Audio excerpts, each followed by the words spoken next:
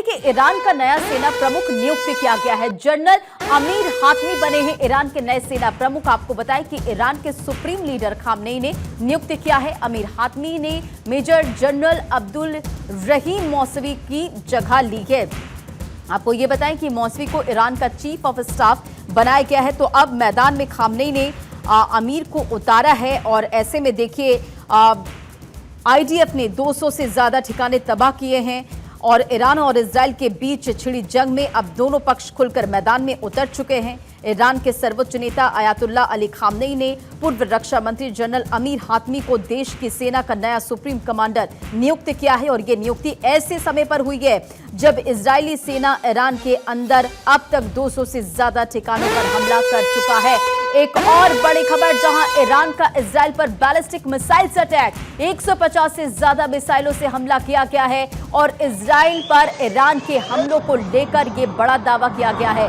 ईरानी हमले में इजरायली नौसेना कमांडर की मौत का दावा किया गया है। तो देखिए ये अपडेट आपको दे रहे, जहां ईरान का इजराइल पर बैलिस्टिक मिसाइल से अटैक हुआ है और किस तरह से यह अटैक किया गया आप इन तस्वीरों के जरिए देख रहे हैं। हालांकि इन तमाम जो अटैक किया गया, इंटरसेप्ट कर दिया गया है, यह इजराइल की तरफ से दावा किया गया है और इजराइल पर ईरान के हमले को लेकर यह बड़ा दावा है, जहां ईरानी हमले में इजरायली नौसेना कमांडर की मौत हुई है। देखिए इजराइल की तरफ से जो शुक्रवार को यह अटैक किया गया था, बिल्कुल टारगेटेड ये अटैक था, जिसमें हमने इससे पहले भी जिक्र किया कि किस तरह से वो तमाम स्पॉट को चिन्हित किए गए। जो परमाणु वैज्ञानिक है उनकी मौत हुई, सेना प्रमुख की जान गई और ऐसे में अब देखिए ईरान का जो नया सेना प्रमुख है उसे नियुक्त कर दिया गया, यानी कि जनरल अमीर हातमी बने ईरान के नए सेना प्रमुख। इनके कंधे पर एक बड़ी जिम्मेदारी खामनेई ने दी है और ऐसे समय पर यह नियुक्ति हुई है क्योंकि आप देखिए 200 से ज्यादा मिसाइलें यहां पर दागी जा चुकी है और लगातार जो दोनों के बीच अब स्थिति है वो आउट ऑफ कंट्रोल शायद होती हुई नजर आएगी। और इसी पर बातचीत के लिए हमारे साथ पूर्व राजनयिक मोहम्मद डॉक्टर अमीन जुड़ गए हैं और इसी के साथ निपुण जी जो कि विदेश मामलों के जानकार हैं वो भी हमारे साथ कनेक्ट हो गए। अमीन जी, सबसे पहले आपके पास आते हुए अभी दोनों के स्थिति को आप कैसे देख रहे हैं? ईरान और इजराइल की तरफ से यह कह दिया गया कि परमाणु कार्यक्रम को अगर नहीं रोका जाता ईरान की तरफ से तो ये ऑपरेशन आगे भी जारी रहने वाला है। देखिए ये कोई इराक नहीं है। इराक में जो किया था उन्होंने कोशिश और करके उसको खत्म कर दिया, तो ये बहुत बड़ी भूल थी और कि इस पर ईरान पर उन्होंने हमला किया है। ईरान जो शुरू से तैयारी कर रहा था, वह 1-2 बम की बात नहीं, उसने 9 बम की तैयारी कर रखी थी। उनका खुद ही यूरेनियम पैदा भी हो रहा था। इस तरीके से जो इस एरिया उन्होंने बनाया था उस एरिया के अंदर काफी कुछ उनके पास मौजूद है और उन्होंने सपोर्ट ऑलरेडी चाइना से भी लिया हुआ था, कोरिया से भी लिया हुआ था और रशिया से भी सपोर्ट लिया हुआ था।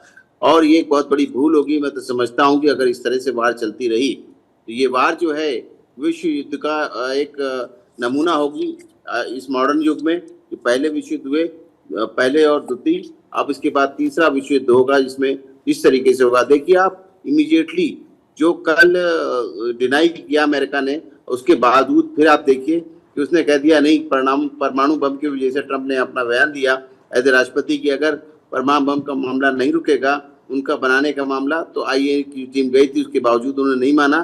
तो इसीलिए उन्होंने इसको इजराइल को आगे किया है। कभी भी अमेरिका सीधा अपने को नहीं लाता है वार में, बल्कि किसी न किसी के थ्रू करता है।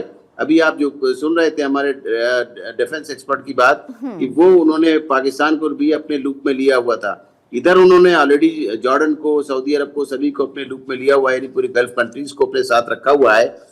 अब ये देखिए कि क्या है कि अब जर्मनी भी इनके साथ आ गया है और इसको उन्होंने कहा सेल्फ डिफेंस की बात है, इसलिए उन्होंने किया है। चूंकि लेकिन आप ये देखिए रशिया का कहना है कि रशिया इसको कंडेम किया है, तो इट मीन्स रशिया कहीं उसके पीछे खड़ा हुआ है।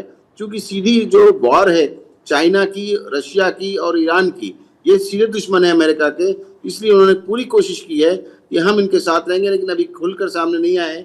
अभी तो ये बात हो रही है कि यूनाइटेड नेशन सिक्योरिटी काउंसिल की जो मीटिंग है, इमरजेंसी मीटिंग होगी, उसमें डिस्कस किया जाएगा। इसके बाद आप देखेंगे कि जो तेल अवीव में किस बुरी तरीके से इन्होंने हमला किया, जेरूसलम में इजराइल को शट डाउन कर दिया है पूरा एयर स्पेस। आप देखिए ग्लोबल फ्लाइट बिल्कुल बंद कर दी गई हैं। आप देखिए कि ना तो इजराइल में जा रही है, ना इसी तेहरान जा रही है इंटरनेशनल फ्लाइट्स। आप देखिए पूरा जो नेट है बिल्कुल बंद हो गया है, बिल्कुल पैरालाइज हो गया है। और ग्लोबल इम्पैक्ट में देखेंगे कि ऑयल प्राइसेस जंप कर गए हैं एयरलाइंसों का तो है ही है, जो हिसाब किताब है। मिडिल ईस्ट पूरा बंद है एक तरीके से देखा जाए तो एयर स्पेस, कि वहां पर कोई मूवमेंट चल नहीं रही, पता नहीं कौन सी मिसाइल कहां से कहां पर आके लग जाए। लेकिन इसमें अभी जो उन्होंने जो उसके जवाब दिया है कल ईरान ने, उसका भी आप देखेंगे कि ऐसा नहीं है कि छोटा मोटा हुआ, उनके भी काफी इंजर्ड है। 41 पे किया हमला, और उनकी जो बिल्डिंग थी 50 स्टोरी की लंबी, उस बिल्डिंग को भी पूरा तो इस तरह से डिस्ट्रॉय हालांकि इजराइल की तरफ से यही दावा किया जा रहा है कि जो भी अटैक किया गया ईरान की तरफ से उसे इंटरसेप्ट कर दिया गया है। निपुण जी, बड़ी बड़ी कंट्रीज का इसमें क्या स्टैंड हो सकता है? रूस का अगर हम जिक्र करें, चीन का अगर हम जिक्र करें, यूरोपीय यूनियन का हम जिक्र करें, इस टकराव पर क्या हो सकता है? दूसरी चीज ये कि अमेरिका के स्टेटमेंट को आपने भी देखा, हमने भी सुना कि किस तरह से सबसे पहले जब ये अटैक किया जाता है तो कहा जाता है इसमें कोई हाथ नहीं, लेकिन फिर ट्रंप कहते हैं कि इस हमले की जानकारी उनके पास थी। देखिए, अमेरिका का जो स्टैंड हम देखते हैं, जानकारी थी, और डोनाल्ड ट्रंप के बारे में आप जानते हैं कि उनको लेकर बड़ा असमंजस की स्थिति सभी को रहती है। लेकिन एक बड़ी बात यह है, मैं ये बात मानने को बिल्कुल भी रेडी कभी नहीं होता कि अमेरिका को इस तरह की जानकारी नहीं थी। अमेरिका को सब जानकारी थी, अमेरिका के कहने पर ही हुआ होगा। लेकिन अमेरिका के सामने सर, आपको यहाँ पर रोकना चाहूंगी। एक बड़ी खबर, जहां इजराइल ईरान जंग से दुनिया भर में चिंता, यूएन सिक्योरिटी काउंसिल में बुलाया गया आपात सत्र में दोनों देशों से बढ़ते संघर्ष को लेकर चर्चा होगी। तो देखिए, इस वक्त जो हालात है वो ईरान और इजराइल के बीच आप इन तस्वीरों में भी देख पा रहे हैं। सबसे पहले इजराइल की तरफ से यह अटैक किया जाता है। इजराइल के प्रधानमंत्री की तरफ से यह साफ कहा जाता है कि जो परमाणु कार्यक्रम है वो दुनिया भर के लिए खतरा है, और ऐसे में ये अटैक, उसके बाद ईरान की तरफ से भी जवाबी कार्रवाई की जाती है, ड्रोन दागे जाते हैं। ईरान की तरफ से यह दावा किया गया कि कई बिल्डिंग्स को नुकसान पहुंचा है, और आप इन तस्वीरों में देख सकते हैं कि इस वक्त इन दोनों जगहों के तमाम जो शहर है वहां पर क्या स्थिति है। लेकिन ये अपडेट, जहां इजराइल ईरान जंग से दुनिया भर में चिंता और यूएन सिक्योरिटी काउंसिल में बुलाया गया आपात सत्र में दोनों देशों में बढ़ते हुए संघर्ष को लेकर चर्चा होगी, बातचीत होगी। तो अलग अलग देशों के स्टेटमेंट भी लगातार सामने आ रहे हैं। निपुण जी, आपके पास आते हुए सबसे पहले आप अपनी पूरी बात पूरी करें, और एक अपडेट ये भी है कि यूएन सिक्योरिटी काउंसिल में आपात सत्र भी बुलाया गया है। देखिए, मैं ये कह रहा हूँ कि देखिए, अमेरिका का हम जानते हैं कि अमेरिका का जैसे सऊदी हो, यूएई हो, कतर, जितने भी कंट्रीज हैं वहां पर अमेरिका के बेस कैंप्स हैं। इसके अलावा भी डोनाल्ड ट्रंप ने विजिट की थी, और एक बड़ी भारी इन्वेस्टमेंट अमेरिका को मिला है। हमेशा ये देश चिंतित रहते हैं कि अगर इजराइल ईरान का कॉन्फ्लिक्ट होता है तो कहीं ऐसा ना हो कि ये वॉर जो है एक्सटेंड हो जाए और हमारे देशों की ओर भी वॉर का आपका यानी बढ़ावा हो जाए, कि उधर भी आपका ये एक्सटेंड हो जाए।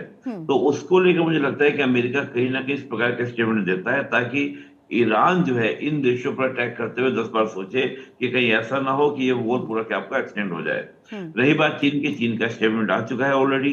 इजराइल ने खुद एक, कल आपका याद होगा तो कल एक पूरा ट्वीट करके बताया कि ईरान किस प्रकार से खतरा, और केवल इजराइल के लिए नहीं पूरे विश्व के लिए, भारत तक को उन्होंने कहा है कि भारत भले ही सोचे कि ईरान हमारा पड़ोसी है और ऐसा कोई बात नहीं होने वाली है, लेकिन ईरान से भी खतरा जो है आपको भारत को है। इसका हम देखते हैं चीन का भी स्टेटमेंट आ चुका है। चीन ये कह रहा है कि मैं बिल्कुल इस तरह के हमलों की निंदा करता हूं, और इजराइल तत्काल इस तरह के हमलों को रोके। हम ये बात पहले से मांगे चल रहे थे कि चीन और रशिया वो ईरान का लेकिन सपोर्ट सर, करने वाले हैं। अपडेट ये है, एक बड़ी खबर बताएं, और इसी पर सवाल भी मैं आपसे लूंगी, क्योंकि देखिए चीन का आपने जिक्र किया, और इजराइल के खिलाफ ईरान को मिला चीन का साथ। संयुक्त राष्ट्र में चीनी राजदूत फू कॉन्ग का स्टेटमेंट सामने आया है। चीन ने कहा कि इजराइल ने एक और रेड लाइन पार कर दी है। तो ये स्टेटमेंट, और इसी के साथ साथ इजराइल के खिलाफ चीन, ईरान को चीन का साथ मिला है। संयुक्त राष्ट्र में चीनी राजदूत फू कॉन्ग का स्टेटमेंट जिसका आप जिक्र कर रहे हैं, चीन ने कहा है कि इजराइल ने एक और रेड लाइन पार की है। तो देखिए, लगातार आप देख रहे हैं कि इजराइल वर्सेस ईरान महातबाही का आगाज, क्योंकि इजराइल की तरफ से ऑपरेशन राइजिंग लायन और ईरान की तरफ से अभी आप देखिए कि किस तरह से लगातार अटैक किया जा रहा है। जब किसी भी कंट्रीज में युद्ध की स्थिति होती है तो ये काफी ज्यादा महत्वपूर्ण भी होता है कि कूटनीतिक तौर पर बातचीत अगर संभव हो तो युद्ध पर विराम लगाया जा सके। लेकिन अब चीन का जो साथ है वो ईरान को मिला है, और साफ स्टेटमेंट ये है कि ईरान ने एक और रेड लाइन पार की। कैसे आप इसे देखते हैं और क्या होने वाला है अब? देखिए, अभी आपको याद होगा कि हमारे जो पाकिस्तान ने हमारे ऊपर कोशिश की थी आतंकवादी हमले की, तो उसका जवाब हम लोगों ने दिया था। उस बीच आपने कई स्टेटमेंट देखे होंगे ट्रम्प की, कि हमने इस वार को रुकवा दिया है, और हम पीओके को हल करना चाहते हैं। उसका सिर्फ एक ही मकसद था पीओके में हल कराने का। कोई वो हल नहीं कराने आ रहा था, बल्कि वो चाह रहा था यहाँ पर आ जाए, क्योंकि यहाँ से दूरी बहुत है अमेरिका की, तो इसलिए वो चाह रहा था यहाँ पर अगर पीओके में आ जाता है वो, जैसे अफगानिस्तान में बैठा हुआ था पहले, तो ये चाह ये रहा था कि यहाँ से उसको जो है पूरा ईस्ट एशिया का पूरा व्यू मिल जाएगा, चाहे वो उसमें ईरान हो, चाहे वो रशिया हो, वो चाहे चाइना हो, इवन कोरिया तक वो आसानी से रीच कर सकता है। इसलिए वो कह रहा था, हमारे देश के कोई भला नहीं चाह रहा था, इसीलिए ना तो पाकिस्तान ने उसको कहा परमिशन दी, और ना ही हमारे हिंदुस्तान ने तो ऑफिशियली स्पोक्समैन ने और हमारे देश के विदेश मंत्री ने डिनाई कर दिया कि उनका कोई रोल हमारे पीओके में नहीं, पीओके हमारा है, हम पीओके लेंगे। लेकिन आप इसी देखिए, मैं कह रहा था कि ये जो वार है, ये वार अभी जो कह रहे थे हमारे मित्र कि वो इसको जो अमेरिका है वो इजराइल को इसलिए जिंदा किए हुए वहां पर कि वो वहां पर सारे डिस्टर्ब किया हुआ है गल्फ कंट्रीज को, जितना रिच वहां पे है, चाहे पेट्रोलियम प्रोडक्ट हो, चाहे वो गोल्ड हो, या बहुत सी चीजें हैं, वहां से उनको फायदा है और वहां पे बिजनेस भी करते हैं और उनको डराते भी हैं, और अपने वेपन भी बेचता है अमेरिका और उससे वसूली करता है। इसीलिए वो चाहता है ये कि यहाँ पर इसको डिस्टर्बेंस रहे, पूरा गल्फ डिस्टर्ब रहेगा। अब ये चाह रहा था यहाँ पर कि पाकिस्तान के साथ खेल करे। तीसरा क्या है कि ये दुनिया समझ चुकी है कि जो अमेरिका है, कभी उसको ग्रीनलैंड चाहिए, कभी उसको कनाडा कहता है 51 हमारा स्टेट हो जाएगा, और यहाँ पर भी क्लियर कट उसने कहा है, रशिया के बारे में भी कहा है, यूक्रेन के बारे में बात आई, आज तक उसकी कोई लड़ाई नहीं बंद करा सका यूक्रेन रशिया की, उससे पहले इजराइल की। इसीलिए देखिए, ये जो लड़ाई है अब बढ़ने वाली है, लड़ाई बंद नहीं होगी, क्योंकि अब खुलकर चाइना भी सामने आ गया है, जो पहले पीछे बैकफुटों में रहता था, रशिया ने भी खुलकर कंडेम किया इस बात को। आप सोचिए, दो बड़े कंट्रीज उसके ईरान के बैक पे आ चुके हैं, और इस लड़ाई सीधी अमेरिका वर्सेस चाइना और रशिया और ईरान हो रही है, और कोरिया, तो कोरिया ने भी अपनी उधर से मिसाइलें लगा रखी होंगी, और वो इनके साथ में पहले बातचीत हो रखी है अंदर अंदर। और सऊदी अरेबिया इस केस में फिलहाल अब जल्दी बोलने वाला नहीं ओपनली, बल्कि उसने इस बात को कंडेम किया था जो कल हमला हुआ था ईरान के ऊपर, लेकिन अंदर से उसकी जो डिप्लोमेसी है वो डूबियस है, सऊदी की भी हो चाहे वो जॉर्डन की हो, जिस तरह से अमेरिका करता आया है। जी बिल्कुल निपुण सर, हमने देखा है कि अक्सर जब किसी कंट्रीज में लड़ाई होती है तो ग्लोबली उसका असर काफी ज्यादा होता है, उस देश के इकोनॉमी पर काफी ज्यादा असर पड़ता है। हमने देखा है कि मिडिल ईस्ट में कई वक्त से लंबे समय से तनाव की स्थिति लगातार बरकरार है, लेकिन अगर इजराइल और ईरान की जंग आगे बढ़ती है तो इकोनॉमी पर क्या असर होगा, ग्लोबल इकोनॉमी पर क्या असर होगा, तेल की सप्लाई पर क्या असर होता देख रहे हैं आप? देखिए, तेल की सप्लाई पर भी असर होगा।